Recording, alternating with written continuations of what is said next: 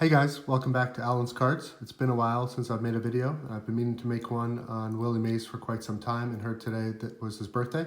So I thought I'd use that as a little bit of inspiration to make this one. For the last few years, I've had a goal of trying to build the base Willie Mays run from 51 to 57. 57 is really the year I'm trying to stop collecting. Obviously a lot of great sets after 1957, but if I didn't have a cutoff somewhere, some of my goals wouldn't be achievable. So up here first, I've got the 51 and 52 cards. The 51 card I was able to get last year as I did quite a bit of consolidation that I talked about a few episodes back. Really thrilled to have this PSA 2 in the collection. Pretty decent centering, good color, and not a lot of print issues on the front, which I really appreciated. And the 52s I picked up last year as well. The 52 Topps, the 52 Bowman, both in 1.5s. This is typically the range of cards that I'll be looking at grade-wise, quality-wise, especially with these kinds of cards, which if you get much higher, they become quickly out of range. Next up is the 53 Topps short print. I was thrilled to get this one last year as well at an auction. I just couldn't resist the centering and crisp corners on this one.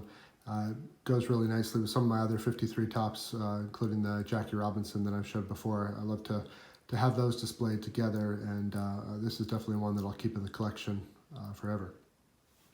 Next up are the 54 cards, 54 Topps, 54 Bowman. Two great images. Definitely appreciate 54 Topps and the color, especially when they've got the yellow backgrounds like this, the second Ted Williams as an example. Next up are the 1955 Topps and Bowman, two cards that ironically probably shouldn't have been in my collection. 55 Topps, you can see it's an SGC 5.5, definitely a higher grade than I would normally aim for. This was a little bit of an accident where I had made an offer to a dealer that I've worked with in the past for a kind of a bunch of cards, and made the payment, and he went back, checked the inventory, and realized that one of the cards wasn't there. So I could either get the refund or just kind of go through his list and pick out a few other things to match, and just, I think based on how most collectors probably would have been, instead of taking the money back, I went for the cards. And this was one that I filled in at the time, probably about 3 years ago, and definitely happy I did it, although it's a little bit of an outlier in my collection. And the 55 Bowman, I'm just not a big fan of this set. I know there's a lot of divisive kind of thoughts on 55 and maybe 62 in terms of the wood borders, the appearance of this set. Obviously I'm happy to have it. Willie Mays, great image within the television set. It's my only 55 Bowman at this point, and probably will always be my only 55 Bowman. One other 55 that I picked up not too long ago is this Red Man from 55.